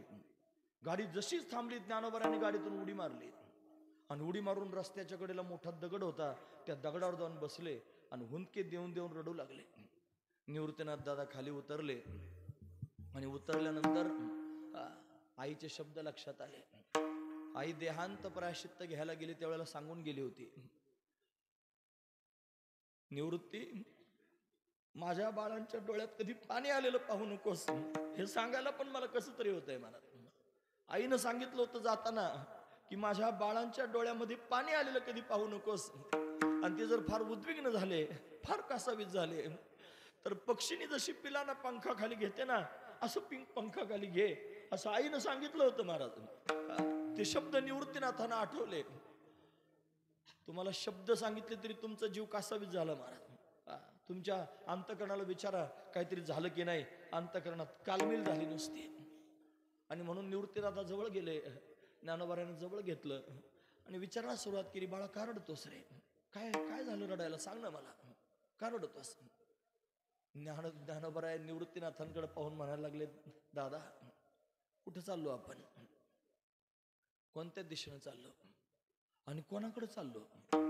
जर या समाजाकडे तोंड करून समाजाकरिता आपण चाललो असेल तर कशाला चाललो, काय दिलं या समाजाने आपल्याला, आपण काय नाही केलं समाजाकरता, आणि त्या समाजाने आपल्याला काय दिलं, कशाला जायचं या लोकांमध्ये? आपल्याला देव पाहिजे ना, देवाशी आपला संबंध आहे ना, देवाची गरज आहे ना, मग समाजात जायची काय गरज आहे? देव तर एकांतात भेटू शकतो ना. अखंड भगवंताचं चिंतन करीत राहू ना दादा, कशाला जायचं या लोकांमध्ये? म्हणून अशी अवस्था झाली होती. निवृत्ती दादा फार मोठ्या मनाचे आहेत महाराज. एवढा छळ लोकांनी केला आणि त्याच्यानंतर विजय झाला होता. तुम्हाला माहिती आहे, ज्यावेळेस रेड्याच्या मुखातून वेद बोलायला लागले ना, त्यावेळेस ज्यांना निर्णय देणारे ते बोपदेव ब्राह्मण त्यांनी उंच आसनावर बसले होते. जसाच रेडा बोलू लागला असे उठून उभे राहिले. फक्त उभे नाही राहिले, धावपळ सुरू झाली. घाईघाई त्यांच्या उंच आसनावरून खाली पळत आले आणि ज्ञानोबरायांच्या समोर साष्टांग प्रणिपात केला. ज्ञानोबरायांना उचलून घेतलं महाराज. ब्राह्मणांनी ज्ञानोबरायांना खांद्यावर घेतलं. ज्ञानेश्वर महाराजांचा विजय असो, ज्ञानेश्वर महाराजांचा विजय, जय घोष सगळे ब्राह्मण करू लागले. निवृत्ती दादा मात्र हात बांधून त्यांनी कडेला उभे होते आणि अतिशय गंभीर शांत मुद्रेनं त्यांनी ते सगळं पाहत होते. ज्ञानोबरायांच्या चेहऱ्यावर सुद्धा काही फार विजयाचे भाव होते असं नाही, पण त्यांच्या अंतकणातले भाव मात्र टिपण्यासारखे होते. निवृत्तीदादांच्या मनात विचार आला की माझ्या आईबापांनी याच्याकरिता देहांत प्रायश्चित्त घेतलं. देहांत प्रायश्चित्त घ्यायच्या आधी जर हा प्रसंग घडला असता तर माझे आई बाबा आज हा सोहळा पाहण्याकरिता प्रत्यक्ष असते. फार जीव पाखडला, फार कासावीस झाले. या समाजानं जातीत घेण्याकरिता आणि समाजानं सांभाळून घेण्याकरिता केवढा अट्टहास आणि त्याच्याकरिता किती अट्टहास केला आणि त्यांना समाधान झालं असतं. खाली उतरले खांद्यावरून ज्ञानोबराय आणि निवृत्तीनाथांच्या समोर आले. त्यांच्या मुखकमलाकडे पाहिलं आणि डोळ्यात एकमेकाच्या पाहिल्यावर दोघांचे भाव एकमेकाला कळाले महाराज. आणि कडकडून मिठी एकमेकाला मारली की दोन त्यांनी बळी दिले हो विनाकारण. एखादी फार मोठी इमारत बांधायची असली जुन्या काळात की एखादा माणूस बळी द्यायचे. धर्म मंदिराची इमारत उभी राहिली आणि त्या इमारतीकरता दोन बळी दिले. त्याचं नाव आहे विठ्ठलपंत आणि रुक्माई. विनाकारण बळी गेले महाराज. त्यांना काय समाधान झालं असतं, त्यांना काय त्यांनी समाधान वाटलं असतं. आज ज्ञानोबरायांना खांद्यावर घेऊन त्यांनी ब्राह्मण नाचतायत, काय भारी वाटलं असतं महाराज. लोक चमत्काराला नमस्कार करतात. तो दादा या समाजात कशा करता जायचं? मला नाही जायचं समाजात, मला भगवंताचं चिंतन करायचं.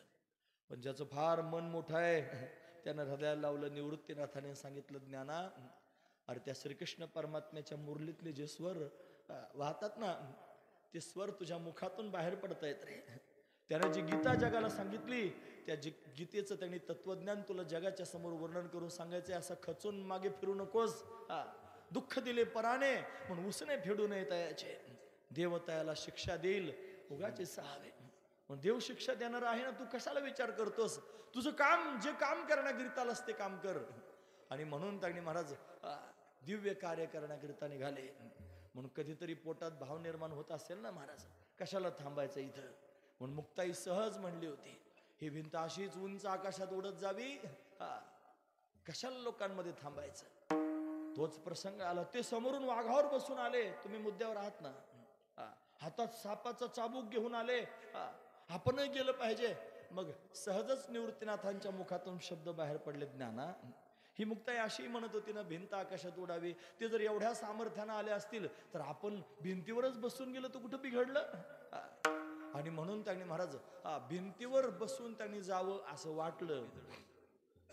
आणि ज्ञानोबरायांच्या मनात आलं की भिंतीवर बसून जायचं, ही भिंत त्यांनी महाराज चालली पाहिजे असं ज्ञानोबरायांच्या मनात आलं. आणि फक्त मनातच आलं, त्याचा परिणाम काय झाला असेल तर भिंत चालू लागले. आजही भिंत साक्षीदार आहे महाराज. भिंत चालायला लागले. नामदेव महाराज म्हणतात, कोठवरी वर्णू याची स्वरूप स्थिती चालविली भिंती मृत्युकेची. काय जोड द्यायचं? कसा जोड तुम्ही देणार आहात? मातीची भिंत चालवली आणि स्वरूप स्थिती कुठपर्यंत वर्णन करून सांगू? विसंगत बोलण्यासारखं वाटतं ना. स्वरूप स्थिती म्हणजे काय? जीवाला त्यांनी महाराज जीवपणा संपून जावा, अनादिकालापासून जीवपणा भोगत आलेला आहे, त्या जीवपणाचा ज्ञानाच्या माध्यमातून बाध व्हावा, सर्वात्मक भाव त्याला निर्माण व्हावा, त्याची आवागमनाची परंपरा संपून जावी, मी ब्रह्म आहे असा भाव तयार व्हावा, सर्व ठिकाणी ब्रह्म व्याप्त आहे, मी चराचरात व्याप्त आहे असा भाव निर्माण व्हावा, याला स्वरूप स्थिती म्हणतात. अशी स्वरूप स्थिती त्यांची आहे असं त्यांनी सांगणं. कुठपर्यंत वर्णन करू त्यांची स्वरूप स्थिती? हे म्हणणं इथपर्यंत ठीक आहे, पण पुढे म्हणतात चालविली भिंती मृत्युकेची. स्वरूपस्थिती कुठं का किती वर्णन करून सांगून त्यांनी भिंत चालवली. काय संगत आहे त्याची? सांगू संगत? तुम्ही ऐकतात ना सर्वजण, ज्याला कळत असेल त्याला कळेल बरं. आता आहे श्री शुकाचार्य महाराज आईच्या गर्भामध्ये 12 वर्ष राहिले आणि 12 वर्षानंतर शुकाचार्य त्यांनी महाराज भगवंतानं आज्ञा केली तुम्ही या बाहेर, म्हणून बाहेर आले आणि आल्याबरोबर त्यांनी 12 वर्षाची 12 वर्षाची मूर्ती प्रगट झाली आणि ती 12 वर्षाची मूर्ती प्रगट झाल्याबरोबर थांबलेच नाहीत, ती पळू लागले महाराज. त्यांच्याविषयी वर्णन आहे भागवतात. यम प्रव्रजंतमनुपेतमपेत कृत्यम द्वैपायनो विरह कातर आजुहाव पुत्रेति तन्मयतया तर्वोभिनेदु तम सर्वभूत हृदयम मुनिमानतोस्मी. तम सर्वभूत हृदयम मुनिमानतोस्मी. व्यासदेवजी हाका मारत होते, शुक शुक शुक शुक करत होते. उपजल्या बाळकाशी नाव नाही तयापाशी ठेविल्या नावाशी ओ देतो उठी, या नियमानुसार शुकशुक चालू होतं. त्यांनी मात्र हुंकार दिला नाही, पण हुंकार झाडाझुडपातून यायला लागला. झाडं हुंकार देत होती. हाक कोण मारत होतं? व्यासदेवजी. कोणाला हाक मारत होते? शुकाचार्यांना. मग हुंकार कोणी द्यायचा होता? शुकाचार्यांनी. कोण देत होतं? का? काय होतं? हुंकार कोण देत होतं? झाडं हुंकार देत होते. का बरं? शुकाचार्य महाराज सर्वात्मक भावाला प्राप्त झाले होते. सर्वात्मक भावाला प्राप्त झाले होते. हे विश्वची माझे घर, ऐसे मती जयाची स्थिर, किंबहुना चराचर आपणची जहाले. चर म्हणजे त्यांनी चालणारे सजीव आणि अचर म्हणजे त्यांनी न चालणारे निर्जीव. कोण झाले? आपणची जहाले. स्वरूपस्थिती ऐकायची ना तुम्हाला? अरे कोठवरी वर्णू याची स्वरूपस्थिती. हा भाव आहे त्याच्यातला. किती सर्वात्मक भाव झाला असेल. ज्या भिंतीवर बसली होती त्या भिंतीतही ब्रह्मच गच्च भरलेला आहे. मी ब्रह्म आहे आणि चराचरात गच्च भरलेलो आहे. भाव आहे हा स्वरूपाचा भाव आहे. ही स्वरूपस्थिती आहे आणि भिंतीमध्ये सुद्धा त्यांनी महाराज सर्वात्मक रीतीनं त्यांनी समाविष्ट आहेत. अशी अनुभूती आहे. हा काय आहे? अनुभव आहे. ही अनुभूती आहे. आणि म्हणून त्यांनी वाटलं कुठं मनामध्ये भिंत चालावी आणि भिंत चालायला लागली. कोण चालतंय? अरे ते ब्रह्मच आहे आणि ते ब्रह्मच त्यांनी महाराज चालायला लागलंय. तुम्हाला कळालं मी काय म्हणतो? ही स्वरूपस्थिती आहे. अरे कुठे किती वर्णन करून सांगू स्वरूपस्थिती? तुम्हाला कळतं का मी काय सांगतो ते? किती वर्णन करू याची स्वरूपस्थिती? कोठवरी वर्णू याची वाणू याची स्वरूपस्थिती. काय स्वरूपस्थिती आहे?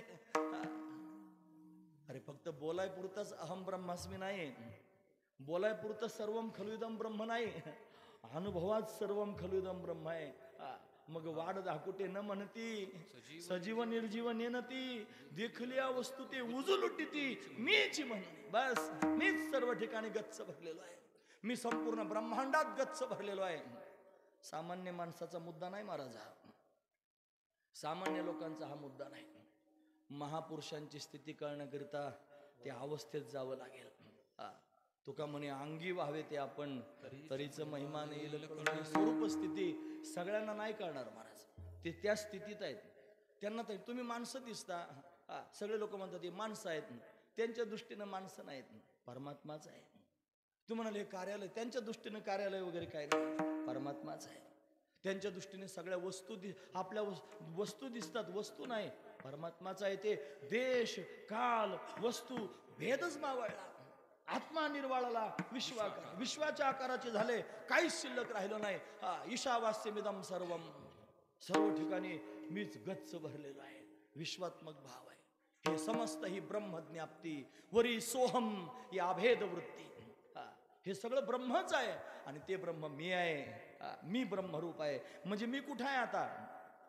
सगळं जर ब्रह्म आहे, या माईक मध्ये ब्रह्म आहे, या रुमालात ब्रह्म आहे, या सगळ्या कार्यालयात ब्रह्म आहे, सगळ्या चराचरात ब्रह्म आहे. ब्रह्म सर्व ठिकाणी व्यापक आहे आणि ते ब्रह्म मी आहे. म्हणजे मी कुठं आहे? म्हणजे मी चराचरात आहे. लक्षात घ्या तुम्ही काय सांगू. ही स्वरूप स्थिती आहे. किती वर्णन करून सांगू.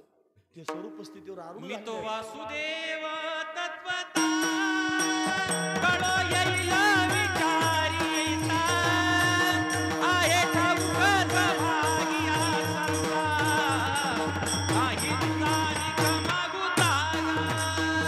मी तो वासुदेव तत्व दृष्टीने पाहिलं. मी वासुदेव स्वरूप आहे. बहुनाम जन्मनामांते ज्ञानवान माम प्रपद्यते, वासुदेव सर्वम इति स महात्मा सुदुर्लभा. ज्ञानोबराय सुलभ नाहीत, दुर्लभ आहेत महाराज. असे भेटणं दुर्लभ नाही, सुलभ नाही, फार दुर्लभ आहे. आपण फार भाग्यवान आहोत महाराज, आपल्याला ज्ञानोबराय भेटले. आपण फार भाग्यवान आहोत. तुम्हाला कुठे भेटले? अरे हे विचार त्यांचेच आहेत ना. ह्या स्वरूपाची स्थिती त्यांचीच वर्णन करून सांगायचं काम चाललं ना. ही स्वरूप स्थिती जर तुम्हाला कळाली ना, तीच ज्ञानोबरायांची भेट आहे महाराज. तुम्हाला हा महत्वाचा विचार आहे. हीच ज्ञानोबरायांची भेट आहे. अशी ज्ञानोबराय सहजासहजी कसे भेटतील महाराज? दुर्लभ आहेत ते सहज भेटण्यासारखे नाहीत. कुठवर वर्णन करून सांगू? कोठवरी वाणू त्यांची स्वरूप याची स्वरूप स्थिती. बघा ना, प्रत्येक ठिकाणी नामदेव महाराज याची पहिल्या चरणात ज्ञानोबाची ख्याती. म्हणजे त्यांनी एकेरी शब्दात काम चालू आहे. एकेरी शब्दात कोण बोलतं माहिती आहे तुम्हाला? जास्त सख्य आलेलं आहे ते. ज्याचं जास्त सख्य झालं की नाही, ज्याच्याशी जेवढी त्यांनी जवळीक अशा पद्धतीने आली की मग आदरार्थी त्यांनी बोलणं संपून जातं. आणि ती समरसताच त्यांनी एकेरी शब्दावर आणते. नामदेव महाराजांच्या अंतकरणात ज्ञानोबरायांविषयीची एवढी समरसता आहे, याची काय सांगू देवा. याची स्वरूप कोठवरी वर्णू, याची स्वरूप स्थिती, याची कुठपर्यंत स्वरूप स्थिती सांगू? हा काय सामान्य आहे का?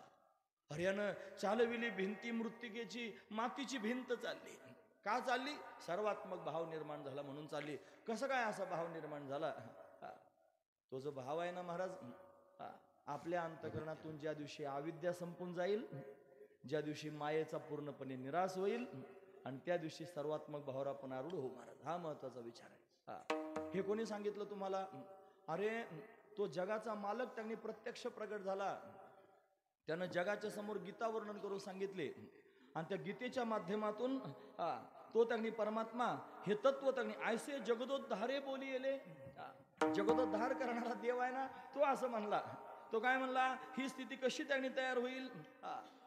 ज्या वेळेला त्यांनी अविद्या आणि माया याचा वारा सुद्धा त्यांनी लागणार नाही, त्यावेळेला अशी स्थिती निर्माण होईल. कोण म्हणतो? जगाचा मालक त्यांनी म्हणत. तू सांगतो की नाही सगळ्या जगाच्या समोर की त्यांनी अशी स्थिती निर्माण व्हावी.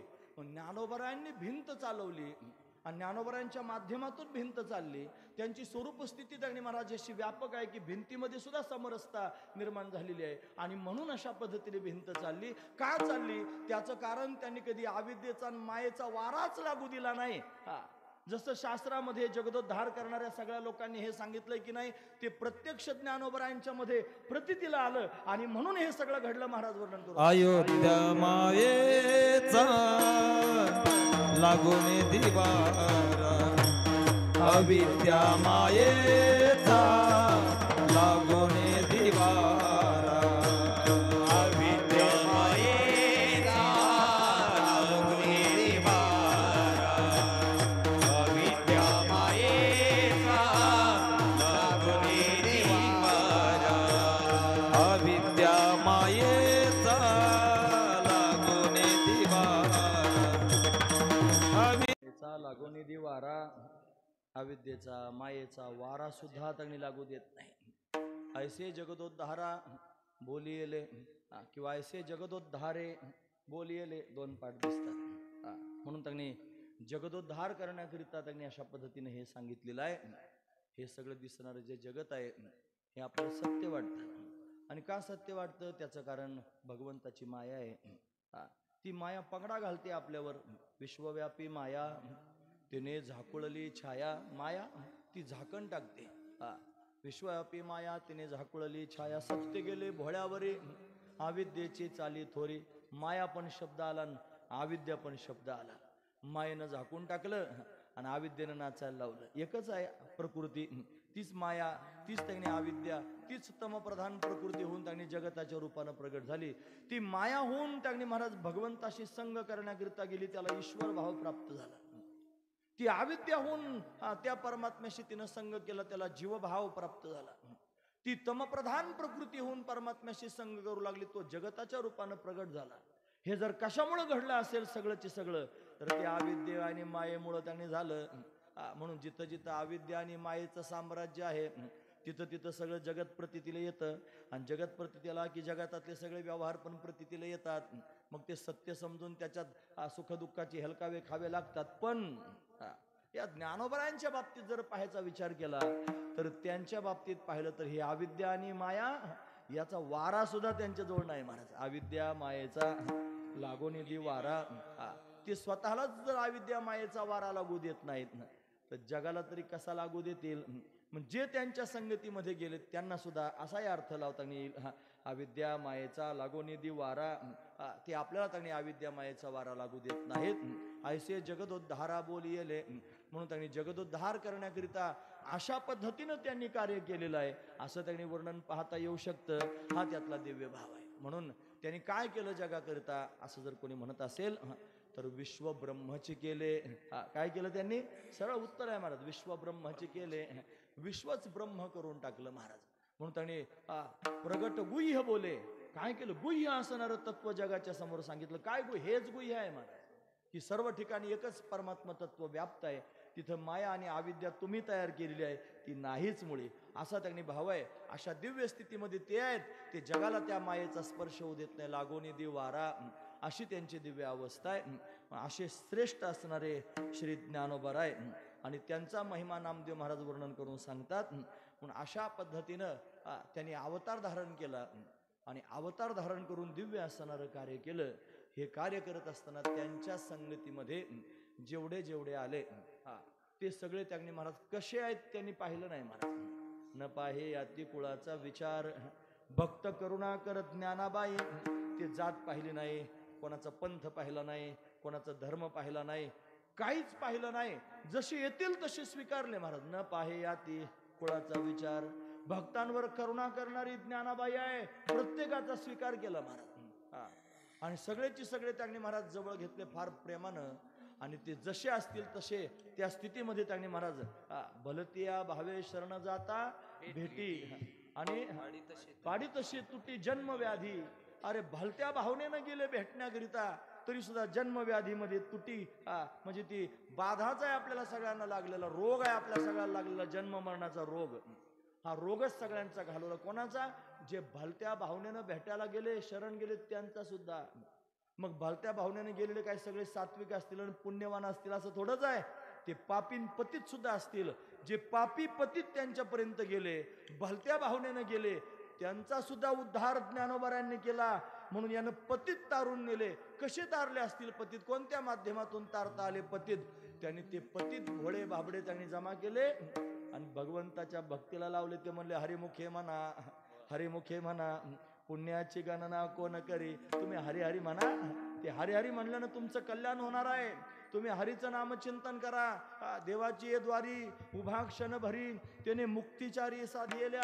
हरिमुखे म्हणा, हरिमुखे म्हणा, पुण्याची गणना कोण करी. हे काय भक्ती आहे महाराज. ही भक्ती जगाच्या समोर त्यांनी प्रगट केली, ख्यात केली भक्ती, प्रसिद्ध केली भक्ती. कोण सांगताय? भक्ती सम्राट सांगतायत. कोण सांगताय? बाल भागवत सांगतायत, जे स्वतः भक्तिमय जीवन जगणारे आहेत. भक्ती ज्यांच्या जीवनाचं सार आहे, जे भक्ती जगाला दाखवण्याकरिता झालेले आहेत, ते म्हणतात की या ज्ञानदेवानं काय केलं माहिती आहे? कुठपर्यंत याची ख्याती सांगू, कुठपर्यंत याची स्वरूप स्थिती वर्णन करून सांगू. अरे याने अविद्या मायेचा वारा सुद्धा लागू दिला नाही असं त्याचं त्यांनी मोठेपणा किती वर्णन करून सांगू. अरे यानं अनेक पतितांना उद्धरून नेलं, पतितांना तारलं. आणि कशाच्या माध्यमातून तारलं? तर भक्तीच्या माध्यमातून त्यांनी तारलं. त्यानं सगळ्या जगाला सांगितलं, हे बघा सगळ्या जगामध्ये परमात्मा त्यांनी व्याप्त आहे, तो चराचरात आहे, सगळ्यांकडे पाहतो, सगळ्यांचं ऐकतो. फक्त शरण जा, त्याचं नामस्मरण करा, त्यांनी प्रत्यक्ष भेटण्याकरिता येईल. यसा ते आलिया ओळगा शारंग धरू, नाहीतरी संसारू जाईल रया. कवनाचे मायबाप कवनाचे गणगोत, मृग जळवत जाईल रया. विषयाचे समसुख बेगडाची बाहुली, आभ्राची सावली जाईल रया. ज्ञानदेव म्हणे पाहता पाहिले, स्वप्नीची चेईल्या जाईल रया. हे सगळं सांगितलं लोकांना. भगवंताची भक्ती करा. रया रया म्हणून सगळे लोक त्यांनी भगवंताच्या भक्ती. रया म्हणजे अरे बाळा, अरे बाबा तुला काय सांगू सोन्या, असं करू नको रे रया, असं रया रया म्हणून भक्तीला लावले महाराज. आणि अशा पद्धतीने सगळ्या लोकांच्या समोर भक्ती ख्यात केली आणि पतितांना तारलं. हा त्यांचा महिमा आहे आणि तो नामदेव महाराज वर्णन. नामा म्हणे त्यांनी तारिले पतित, नामा म्हणे तारिले पतित, नामा म्हणे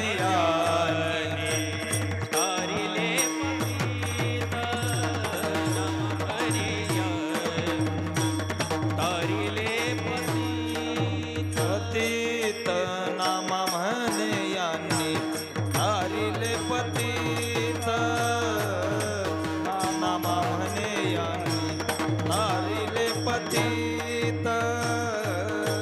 नाम म्हणे याने तारिले पतित नाम म्हणे याने तारिले पतित भक्ती केली ख्यात ज्ञान देवे भक्ती केली ख्यात ज्ञान देवे कोठवरी वानो याची स्वरूप कीर्ती कोठवरी वानो याची स्वरूप स्थिती ज्ञान कोठवरी वानो याची स्वरूप स्थिती कोठवरी वानो याची स्वरूप स्थिती याची स्वरूप स्थिती नामामणी आणि तारिले पतित भक्ती केली ख्यात ज्ञान देवे म्हणून भक्तीच्या माध्यमातून भक्ती मार्ग त्यांनी जगाच्या समोर प्रगट करून आणि अनेक पतितांचा उद्धार ज्ञानोबारांनी केला. काय सांगू देवा, हे काय सांगू देवा सगळ्या ठिकाणी लावू शकतं. काय सांगू देवा ज्ञानोबाची ख्याती, काय सांगू देवा वेदमैशामुखी बोलविला, काय सांगू देवा याने चालविली भिंती मृत्तिकेची, काय सांगू देवा अविद्या मायेचा लागोनी दिवारा, काय सांगू देवा याने तारिले पतित, काय सांगू देवा भक्ती केली ख्यात, काय सांगू देवा एवढं सगळं नाम या ज्ञानोबरायांनी केलं. अशी ज्ञानोबरायांची ख्याती आहे. ती नामदेव महाराज सांगतात. आपण किती वेळ सांगत राहिलो ना तर त्यांना नाही सांगता आले, आपल्यासारख्याला काय सांगता येईल महाराज. पण आपण उगाच आपलं तोंडाचं भांडवल करतो आणि बोलायचा प्रयत्न करतो बुद्धिवादाने, म्हणून हे बुद्धिवादाचं काम नाही. तुका म्हणे नेणे युक्तीची या खोली, म्हणून युक्ती त्यांनी चालणारच नाही. का झालं आणि कसं काय झालं आणि ते कसे असे आहेत हे सांगते. म्हणून ठेविली पायी डोई त्यांच्या चरणावर मस्तक ठेवणं हेच योग्य आहे. काय वाणू आता न पुरे ही वाणी, मस्तक चरणी ठेवीत असे म्हणून त्यांच्या चरणावर मस्तक ठेवूया आणि एवढी ज्यांची ख्याती आहे मोठ्या प्रेमानं त्यांचा घोष करूया. हे ज्ञानेश्वर माऊली ज्ञानराज माऊली ज्ञानेश्वर